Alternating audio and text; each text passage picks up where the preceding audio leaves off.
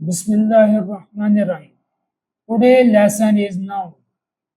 A noun is the name of a person like Muhammad Ali, place like Pakistan, thing like table, idea like let's pray, quality like truth.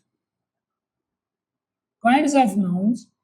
Nouns can be classified into different types based on meaning and usage.